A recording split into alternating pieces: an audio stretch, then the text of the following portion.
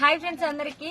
హేమలత అక్కకైతే ఒక పార్సల్ వచ్చింది. అందులో అయితే నీకు కూడా నా కోసం కాదు, మంజుల కోసం అయితే ఈ పార్సల్ అయితే మంజుల డెలివరీ కాక ముందుకు ఈ పార్సల్ అంటే పోస్ట్ లో వేసేటప్పుడు మంజుల డెలివరీ కాలే అప్పుడు కాలేదన్నమాట. ప్రెగ్నెంట్ మంజుల కోసమే వేసింది అనమాట.